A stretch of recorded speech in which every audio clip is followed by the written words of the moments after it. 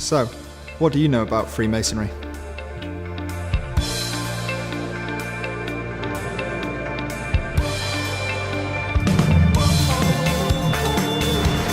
He has his friends and I have my friends, but but we get on together well. Yeah, I think I'm a bit of an adrenaline junkie, really. Yeah, to say the least. Occasionally we take a Subaru Impreza on the track.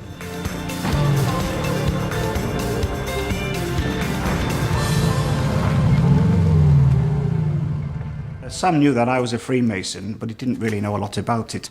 And so I basically said to him, well, why don't you go join and see what it's like? And so he did. It's fun being a Freemason because you get to do stuff that you wouldn't normally do. You know, you're in a society, it's a fraternal society, and everyone's really nice to you, and you all sort of get together and you have a laugh, and there's no preconceptions about because you're young, you know, you're this or you're that. They treat you as an equal, and it's great that you've got, you know, people from different age groups, young Masons and old Masons together. I have a view that life is very short. You don't get much time to encompass everything perhaps you want to do in a lifetime. I'm in the lead. You can't go to me. Don't go too fast because you come off. Oh, he's stuck. Oh, and here he comes. He's coming back at him.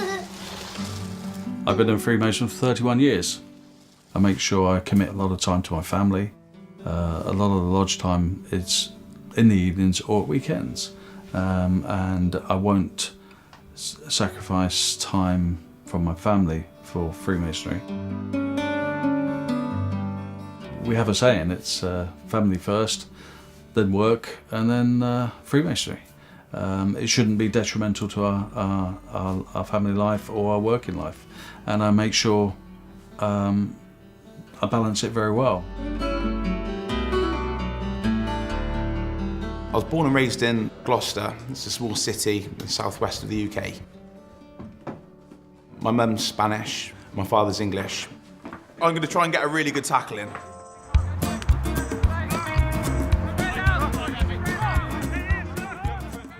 I spoke to my friend and asked about it. He spoke to me in great depth, gave me an insight into Freemasonry, and I thought, that sounds good, that's something I want to be a part of. The groups of people that you are with, it's called a lodge, and the lodge is just basically a group of friends, young, old, rich, poor. We're all just men that are just having a good time, and people that in life I probably would have passed in the street, never even spoke to, never even exchanged comments, thoughts, or sort of life stories. I run various businesses, a construction company, I'm partner in a recruitment company, and the part of the business that I prefer the most is the Art Behind Bars and Break the Chain, which is a prisoner rehabilitation scheme. This is work that I've done previously before being a Mason. Being a Mason's given me the motivation, skills to do what I'm doing and continue it. I'm Stephanie Chambers, Alistair's wife. Tonight we're going to a Freemasons ladies' night. Initially, before he joined, obviously there was a time where we were discussing it, which was nice, he involved me in. And we discussed it, we looked at things. I was concerned it might take up a lot of his time because we're short of time, 5 children. The business it's quite a busy household. But actually it hasn't.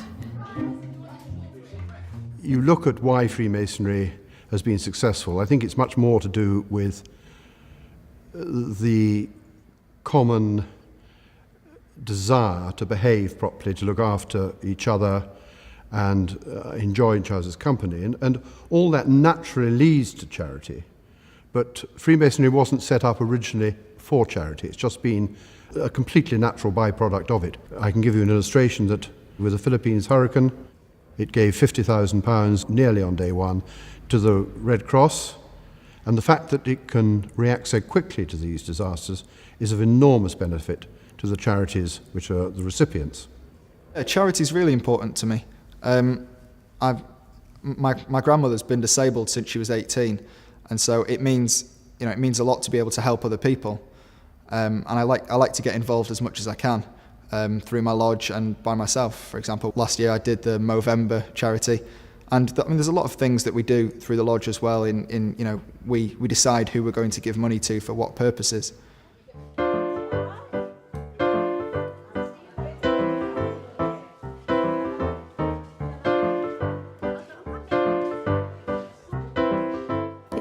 I was set up in 1842. We cater for dementia care, residential care and nursing care. Today we are making fairy cakes. Sugar in with your margarine. We have quite a bit of fun here one way and another. They're all very different, the people living here, and they all come from different backgrounds. Freemasonry is very much an extended family. When I had to finally give up my flat, that was the worrying part. Where am I going to end? When I saw this room, I thought, oh, it's big. Oh, it's lovely. And from that day onwards, I've kind of come to life again, so. Are we looking after you well? Oh, they call me Mrs. Giggler. I know.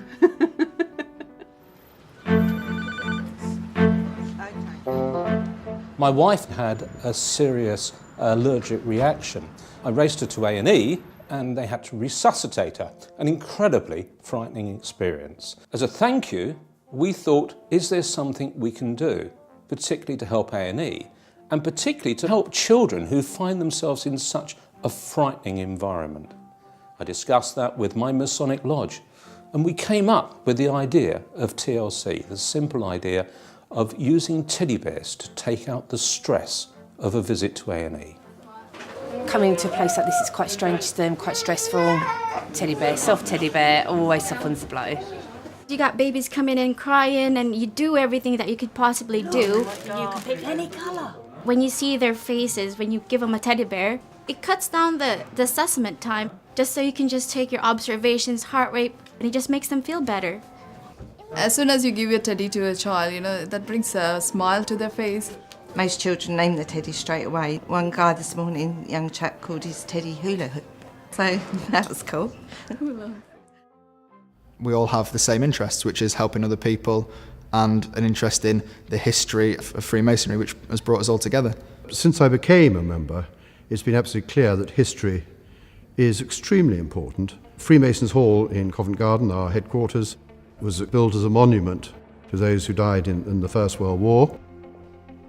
The building is open to the public, as indeed are virtually all Masonic buildings throughout the country.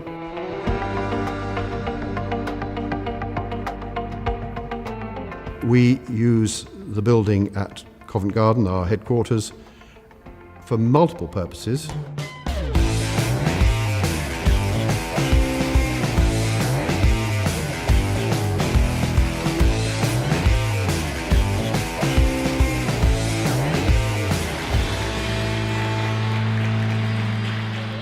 Is Freemasonry right for everyone? I would say yes, as long as you don't carry your preconceptions with you. Because there's a lot of people who have a certain way of thinking towards Freemasonry which is based on nothing. But if you open your mind to it and experience it, then absolutely it's for everyone. Everyone likes to have friends, everyone likes to help other people.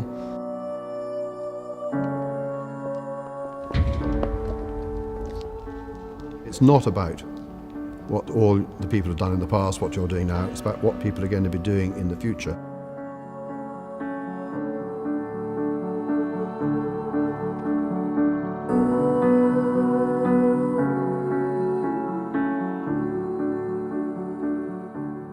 There are no political links. In fact, it's actually banned in a lodge to talk about religion or politics, as those are the two main things that people have such different opinions on. Regardless of how hectic your life is, you can put in and take out what you want to, and that's what I really enjoy. That's what I like about Freemasonry. It's given me more confidence, confidence in my work and in other aspects of my life. You listen to people more, you're more open-minded, you do really become a better person. For me, the value and teachings of Freemasonry have made me the man I am today. I think the one thing that a new person coming into Freemasonry can gain is a perception as to how they should behave towards this world in general. So, what do you know about Freemasonry?